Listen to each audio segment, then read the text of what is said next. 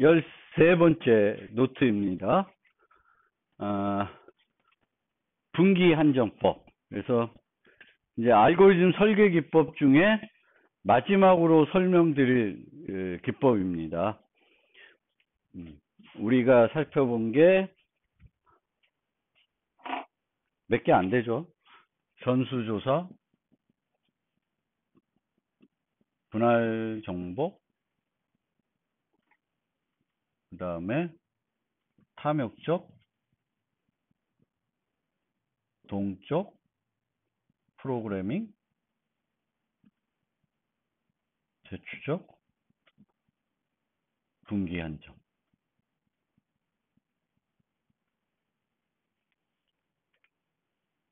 근데 이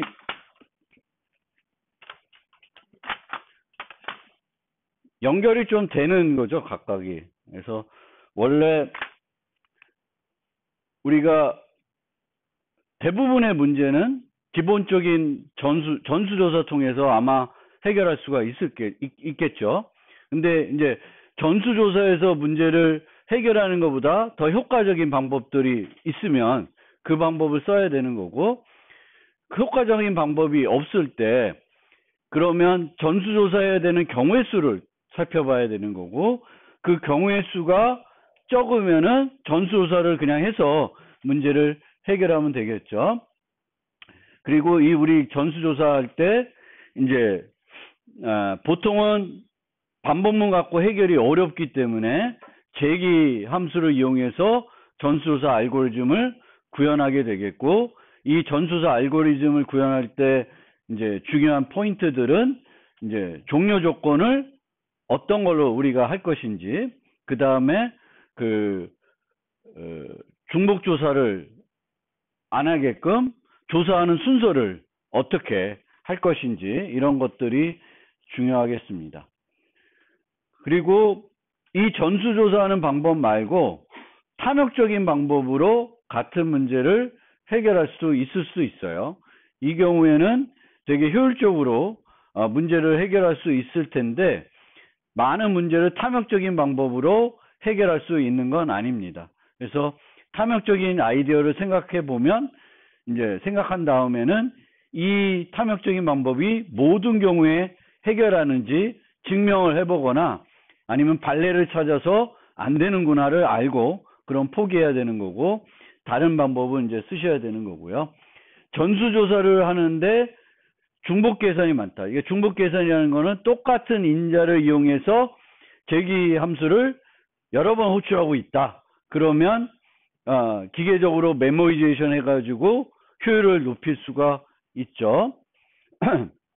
아니면 이제 보통의 우리가 생각하는 전수조사는 하향식 방식인데, 큰 문제부터 이제 작은 문제를 호출해 나가는 방식이죠. 그러면 그렇게 하는 게 아니라 거꾸로 올라오는 방법을 생각해 볼 수가 있는 거고, 그러면 그거는 이제 태블레이션으로 되는 거죠.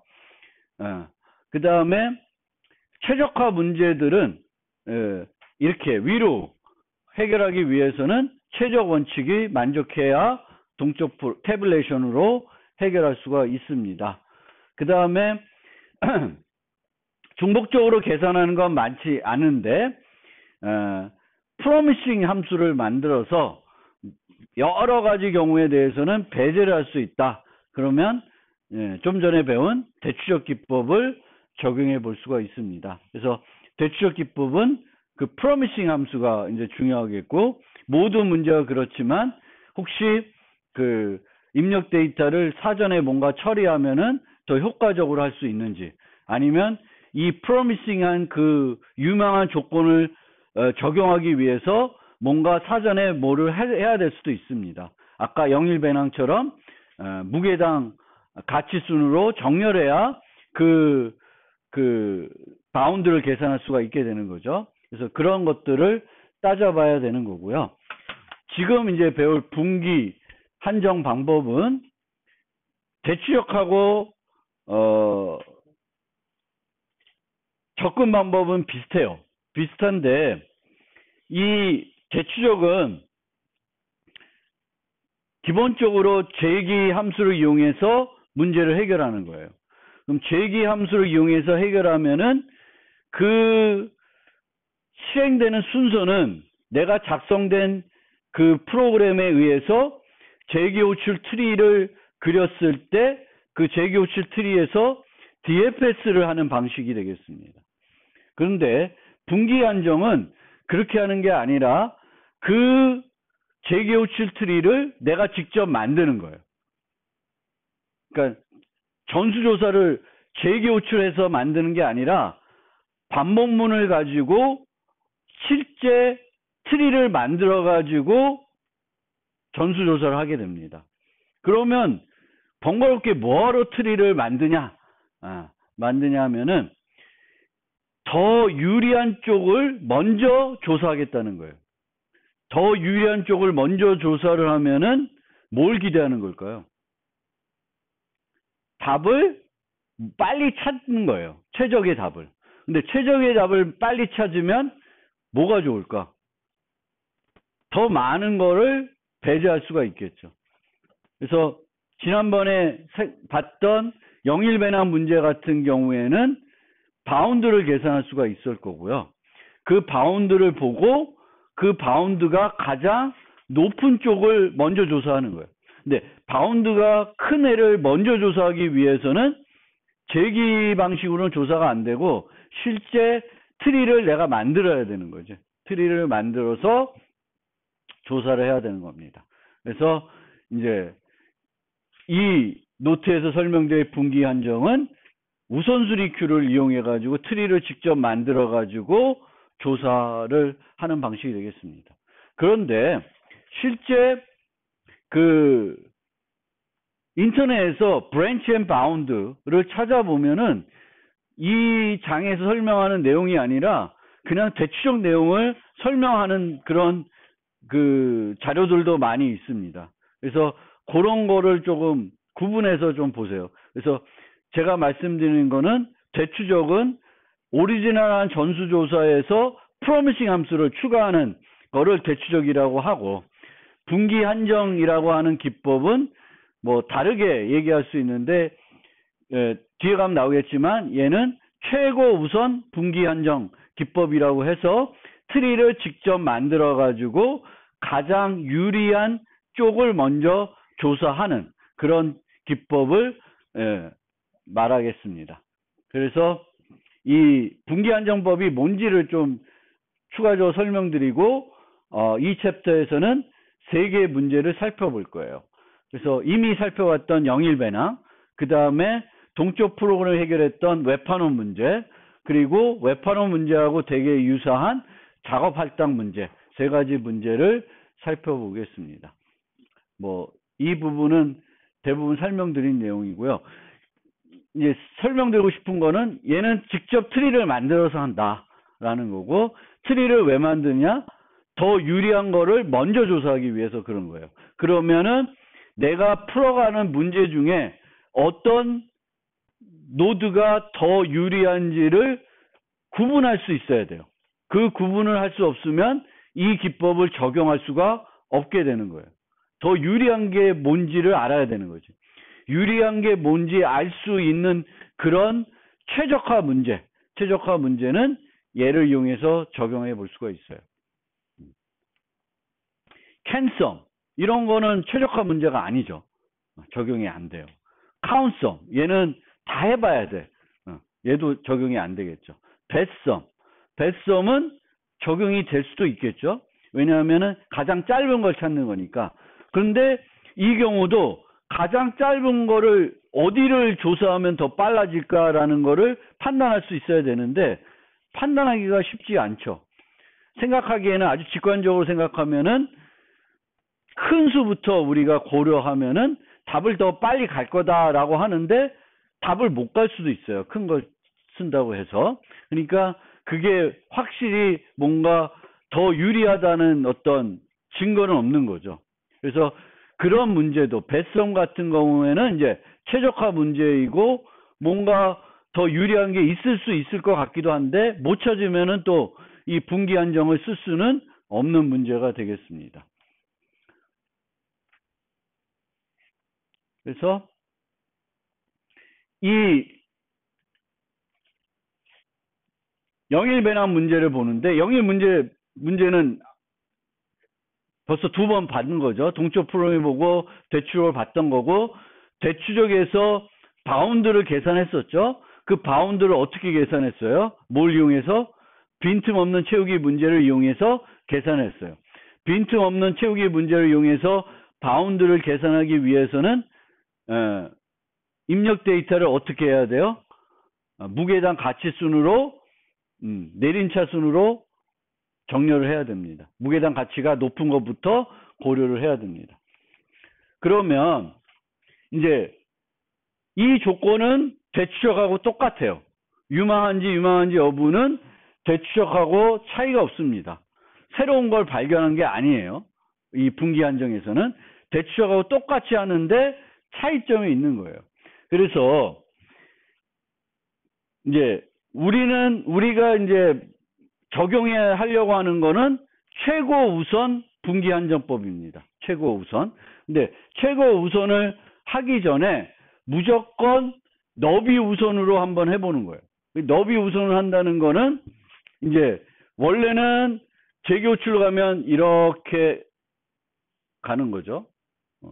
뭐 이런 식으로 가는 건데 이제 너비 우선 가면 얘 조사하고 얘 조사하고 얘 조사하고 얘 조사하고 얘 조사하는 형태가 되는 거죠. 그리고 너비 우선으로 이렇게 하려 그러면은 뭘 해야 돼? 너비 우선은 재계함수를 구현이 안 되죠. 그래서 실제 요 노드의 트리들을 만들어 가지고 트리의 요 노드를 어디다 넣어야 돼? 너비 우선 하려면 Q에 넣어야 되겠죠. P4 Q에 넣는 거예요. 그러면 이제 이런 형태로 이제 조사가 되는 거예요. 그래서 대추적했을 때는 이런 형태의 그 가지친 그 트리가 나오는데 너비 우선을 하게 되면은 이렇게 돼요. 뭐 더 효율적이라고 볼 수가 없죠. 그런데 이제 우리가 실제 하려는 건 그냥 너비 우선이 아니라 이제 최고를 우선하는 분기 한정법이에요. 즉 이런 노드들 만드는데 요 바운드를 계산할 거예요. 바운드를 계산해서 얘를 어디다가 넣어요? 프라이어티 큐에 넣어요. 그러면 프라이어티 큐에 넣으면은 이 노드들 중에 지금 어떻게 되냐면은 처음에 얘를 넣겠죠. 그럼 115예요. 그 다음에 얘가 나오고 요 두 개를 넣을 거예요. 그럼 115, 82예요. 그러면 뭐가 더 높아? 115가 높죠. 그러면 얘 밑에 걸 넣어요. 115, 98 이제 넣을 거예요. 그러면 처음에 얘가 있죠. 그 다음에는 얘 두 개가 있어요. 그 다음에 이제 얘가 빠져나오고 그 다음에 요 세 개가 있겠죠. 요 세 개. 그럼 그 중에 제일 높은 건 얘예요. 그러면 이제 어떻게 들어가냐면 요렇게 들어가 있겠죠. 프라이어티 큐에. 그러면 0, 80, 98, 80이니까 뭐가 나와? 얘가 나오겠죠. 그래서 요 두 개가 들어가요. 그러면 이제 이렇게 해서 진행되는 게 이제 최고 우선 분기 한정 방법이 됩니다.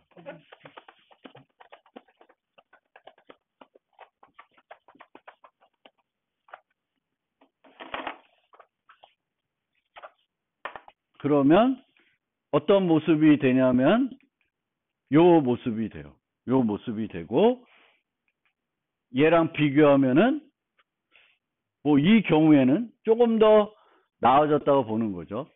그러니까 이 98, 그러니까 아까는 무조건 이쪽 왼쪽으로 그냥 가야 돼. 대추적은 가시가 되면 이제 더 이상 안 가겠지만 얘는 밑으로 내려가면서 레벨 단위 보면서 일로 갈 때도 있고 절로 갈 때도 막 이쪽 저쪽 뛰어가는 거예요. 어떤 걸 기준으로 얘가 제일 유리한 쪽으로 먼저 가요. 유리한 쪽으로 가면은 얘에 먼저 접근하겠죠. 얘에 빨리 접근할 수 있을수록 이제 나머지를 배제하는 게 더 유리해지는 그런 아이디어 갖고 하는 거예요. 그래서 대추적을 하는데 대추적을 하려고 봤더니 내가 이 노드를 기준으로 밑에 그 노드 기준으로 내가 어떤 바운드라는 걸 계산할 수 있어요. 그 문제에. 그러면 이제 대추적을 하는 게 아니라 지금 배운 뭘 할 수 있어요? priority queue를 이용한 재개 호출을 이용하지 않는 반복문으로 구현이 되는 최고 우선 분기 한정 기법을 이용해 가지고 문제를 해결할 수가 있습니다. 이게 이제 되는 거예요. 코딩은 더 번거로워요, 솔직히. 왜냐하면은 노드를 정해야 되겠고 노드를 계속 만들어서 넣어줘야 돼요. 물론 재개 호출은 없기 때문에 재개 호출 비용에 따른 그런 비용은 없어지죠. 그냥 얘를 그 호출하면 화일문에서 막 끝나는 거죠. 끝나게 되니까 되는데 코드의 길이 막 이런 거 보면 얘가 더 길겠죠. 재기 전수조사는 그냥 리커시브하게 콜을 하는 거 만들면 그냥 되는데. 그래서 얘가 분기 한정입니다. 그러면 부분집합의 합을 분기 한정으로 방금 만들었던 최고 우선 분기 한정으로 풀 수 있나? 얘는 풀 수가 없다는 거예요. 아까 얘기한 배썸과 비슷하게 어떤 이런 노드들이 있으면 이 노드들 중에 어떤 걸로 따라가야 더 유리한지가 판단이 안 되는 거죠. 안 되면은 이 최고 우선 분기 한정, priority queue를 이용한 최고 우선 분기 한정은 적용할 수가 없다는 거예요. 그래서 이제 모든 문제를 분기 한정으로 해결할 수 있는 게 아니라 뭔가 바운드를 계산할 수 있을 때, 바운드를 계산할 수 있으면은 이제 할 수 있는 거고, 얘는 재개 함수를 이용하는 게 아니라 priority queue, 그러니까 너비 BFS와 가까운데 BFS도 아닌 거죠. BFS는 이제 priority queue를 이용해 가지고 더 유리한 애부터 먼저 조사하는 형태로 되는 겁니다. 그러면 금방 왔네. 웹판원 문제를 생각해 봅시다. 웹판원 문제. 웹판원 문제를 분기 한정으로 해결할 수 있나? 분기 한정을 해결하려면은 뭐가 필요해요? 바운드를 계산할 수 있어야 되겠죠. 이렇게 갔을 때의 바운드, 저렇게 갔을 때의 바운드. 바운드를 어떻게 계산할까? 그러니까 이 분기 한정은 핵심은 바운드를 어떻게 계산하는 데 있겠습니다. 바운드. 그렇죠? 그러면 이 웹판원 문제의 경우에는 전수조사를 한다 그러면 이런 형태가 되죠. 출발 노드는 중요하지 않죠. 분기 한정에서. 그러니까 분기 한정이 웹판원 문제에서는 출발 노드는 중요하지 않아요. 그렇죠? 그래서 시작 노드를 1로 정해놓으면 되겠고, 그럼 그 다음에 갈 수 있는 건 1, 2, 그 다음에 갈 수 있는 1, 3, 1, 4, 1, 5 이렇게 되는 거예요. 그러면 이렇게 그림을 그리면은 얘는 그냥 전수조사하는 상태 트리가 되는 거죠. 그럼 여기서 이제 얘를 이제 전수조사한다 그러면 이렇게 하는 건데 너무 조사할 게 많겠죠. 그러면 뭔가 대추적할 수 있는 게 있나? 물론 당연히 얘도 보면은 일부 대추적이 되어 있는 거죠. 왜냐하면은 1, 2 갔다가 다시 1로 가는 건 안 하죠. 그것도 실제 가지치기 한 거지. 전체 조사하는 것 중에. 그래서 어쨌든 그런 거는 간단한 가지치기는 우리가 가지치기 한다고 생각하지 않고 이렇게 간 거예요. 그러면 여기서 이렇게 갔을 때 여기서 밑으로 갔을 때의 최소값, 바운드를 계산할 수 있어야 되는 거예요. 바운드를 계산할 수 있으면 얘를 이제 대추적도 할 수 있고, 근데 대추적 할 바에는 분기 한정을 하는 게 더 효과적이죠. 바운드를 계산할 수 있으면 그 바운드를 이용한 대추적도 얼마든지 가능하죠. 아까 영일 배낭에서 봤듯이. 그러면 웹판원 문제에서는 바운드를 어떻게 계산하냐? 한계치를 어떻게 계산하냐? 모든, 그러니까 간선수가 몇 개야? 그 투어에서 간 선수는 n개죠. 그렇죠?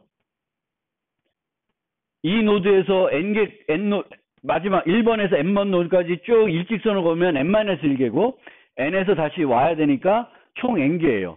즉 각 노드에서 하나의 간선식이 나가야 돼.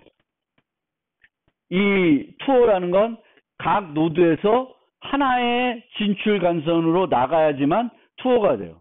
그러면 무식하게 어떻게 한계치를 여기서 계산하냐면 여기서 어쨌든 나가야 되죠. 하나씩. 그러면 여기서 민값을 찾아요. 이 행에서. 민값들. 그러면 4, 7, 4, 2, 4예요. 그러면 저걸 다 더하면은 값이 얼마? 21이 돼요. 그럼 21보다 적은 투어가 존재할까요? 안 할까요? 존재하지 않죠. 얘를 한계치로 쓰는 거예요. 그러니까 얘는 말도 안 되는 한계치이지만 당연히 얘는 뭐보다는 작아요? 원래 투어, 만들 수 있는 투어보다는 작을 거예요. 얘를 이용하는 거예요. 얘를 이용하는데 이제 노드들이 이렇게 내려가잖아요. 여기서는 21인데 이리로 내려가면서는 여기서는 1에서 2로 간 요 가중치는 최소값을 쓰는 게 아니라 실제 간 1, 2를 쓰겠죠. 그 다음에 추정하는 거예요. 그럼 밑으로 내려갈수록 추정치는 더 정확해지겠죠. 그거를 이용해서 이제 가지치기, 그 웹판원 문제는 처리하고 있습니다. 그래서 이 그래프에서 처음에 시작할 때는 21이 돼요. 21. 그 다음에 이제 1, 2, 1, 3, 1, 4, 1, 5 가는 네 가지 경우가 있겠죠. 그럼 각각에 대해서 바운드를 계산해 보는 거예요. 바운드. 그러면 얘가 지금 이렇게 됐는데 얘가 31이 되는 이유를 한번 살펴봅시다. 31. 그러면 1에서 2로 갔어요. 1에서 2로 가면은 14를 쓴 거죠. 그렇죠? 그 다음에는 이제 나머지 여기서 하나씩을 선택을 해야 되는 거죠. 하나씩을. 근데 1에서 2로 갔기 때문에 2로는 갈 수 있어요, 없어요? 2로는 못 가요, 이제. 그러면 2를 갔기 때문에 이 열은 없어져요. 이 열은 없고, 그 다음에 2에서 고려할 때는 2에서는 2가 마지막 노드가 아니기 때문에 1로 갈 수가 없습니다. 그러면 2에서 고려되는 건 뭐예요? 7, 8, 7 중에 하나죠. 그러면 작은 게 7이야. 7이 넣겠고, V3, V4, V5는 V2로는 못 가. 그쵸? 그렇지만 V1으로 갈 수 있어요. 왜요? 얘가 마지막 노드가 될 수도 있잖아. 그러면 V2만 빼고 나머지에서 최소값을 구하는 거예요. 그러면 4, 2, 4예요. 그래서 31이 되는 거예요. 그럼 31, 22, 30, 42 4개를 구했겠죠. 그러면 얘를 priority queue에 넣으면은 뭐부터 조사해? 바운드가 22인 얘부터 조사를 하는 거죠. 그럼 얘를 이용해서 밑에 3개를 구하게 됩니다. 그래서 얘를 또 한번 보면 1, 3, 5는 39예요. 그럼 1, 3은 4고 3, 5는 16이에요. 그럼 5에서는 1로 가는 건 안 돼. 마지막 노드가 아니니까. 그리고 3으로 가는 거 빼야 되니까 7, 4 중에 하나예요. 4가 돼요. 그 다음에 2와 4는 이제 3, 5, 1 뺀 나머지 1, 4 중에 1, 2 중에 하나니까 이렇게 돼서 39가 되는 거예요. 그러면 얘를 계산하면은 요 두 개가 나온 거죠. 그러면 22니까 얘가 제일 작죠. 그 다음에 하는 게 요 두 개 하는 거예요. 근데 여기까지 가면 원래는 1, 3, 2, 4죠. 1, 3, 2, 4. 4개. 여기까지 가면 이제 남은 건 5가 하나 남죠. 그러면 밑에 가서 5를 계산하는 게 아니라 여기서 끝까지 다 계산해 버립니다. 더 이상 안 가도 1, 3, 2, 4로 갔으면 이제 그 다음에는 5로 가고 그 다음에 1로 가는 거니까 요 37은 정확한 투어의 길이죠. 그래서 n-2 레벨까지 가면 더 안 내려가요. 그래서 이제 이 형태대로 계속 진행을 하는 겁니다. 그래서 이 노드들이 순서적으로 보면 6, 요 세 개가 들어가고 그 중에 얘가 제일 많으니까 얘 두 개를 했을 거고, 그럼 나머지 중에 제일 작은 게 얘예요. 27. 그럼 얘를 이용해서 가요. 그러면 그 다음에는 남은 것 중에 제일 짧은 건 30이에요.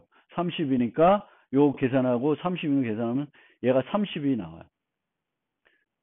그 다음에 나머지 것들을 봤는데 다 이제는 뭐야? 마지막까지 갔거나 30보다는 커요. 그러면 이제 중단되면 되는 거죠. 프라이어티 큐에서 딱 나오지만 다 컨티뉴해서 버리겠죠. 그럼 끝나고 답은 이제 30이 되는 거예요. 그래서 웹판원 문제를 이렇게 분기 한정으로 또는 대추적으로 이렇게 한계치를 추정해서 계산할 수 있습니다. 근데 이런 아이디어를 갖고 한계치를 계산한다는 거는 이렇게 잘 생각 못 할 수가 있어요. 그래서 저런 것들이 많은 문제를 풀고 문제들 보면서 생각해 내야 되는 거고요. 그 다음에 이제 마지막 문제입니다. 작업 할당 문제예요. 작업 할당 문제는 작업이 n개 있고 일꾼이 n명 있습니다. 그래서 한 사람마다 하나의 작업을 할당해 줘야 돼요. 그랬는데 이제 전체 작업이 다 종료되는 시간이 최소가 되는, 전체 작업 시간을 최소화하는 할당 결과를 이제 줘야 됩니다. 그래서 이렇게 돼요. 그러니까 이렇게 작업이 4개 있고 일꾼이 있으면 일꾼은 이제 2, 3, 2, 뭐야? 이거는 추정하는 거구나. 어떻게 되겠지? 1, 어느 게 최소가? 하여튼, 계산해보면 나올 텐데. 네. 근데, 이 문제를 보니까, 이 문제가, 생김새가 뭐랑 비슷해요? 웹판원 문제와 비슷하죠. 웹판원 문제도 각 노드에서 진출 간선이 하나 나가야 되는 거고, 중복될 수 없고. 그러니까, 이 문제가 그 웹판원 문제하고 거의 동일합니다. 그래서 동일하게 해결할 수가 있어요. 그래서 얘도 추정을 어떻게 하냐면 2, 3, 1, 4로 9 값으로 최소 값으로 추정하는 거예요. 여기가 9가 되겠고, 그 다음에 이제 4개를 고려해야 되는데, 이제 첫 번째 애한테 작업 1을 할당한 경우, 작업 2를 할당한 경우, 작업 3을 할당한 경우, 작업 4를 할당한 경우, 각각을 할당해 놓고 그 다음부터는 또 추정을 해야 되죠. 그래서 요 바운드가 10인 걸 보면은 얘는 2를 이제 할당을 했죠. 2를 할당했고, 나머지들은 2는 할당해 줄 수가 없죠. 그러니까 빼고 남은 거에서 민값 3, 1, 4니까 바운드가 10으로 됐습니다. 10. 그 다음에는 이제 첫 번째 일꾼한테는 작업 2, 두 번째 일꾼에 작업 3 한 거고, 그 다음에 이제 요 두 개 10뺀 나머지에서 민값으로 찾게 됩니다. 그러면 얘가 이제 13이 되겠고, 여기 오면은 얘한테 얘를 할당하면은 그 다음은 실제 안 가도 되죠. 안 가도 답이 나올 거고, 얘를 구하면 나머지는 가지 않고도 알 수가 있겠죠. 제가 최소라는 게. 그래서 이 작업 할당 문제는 실제 보면 웹판원 문제보다 조금 더 쉽습니다. 더 간결하고요. 왜냐하면 다시 1번으로 안 가도 되거든요. 그래서 그 가중치를 판단하는 게 더 쉽습니다. 한번 해보시면 돼요. 금방 끝났네. 그래서 분기 한정은 이제 이런 겁니다.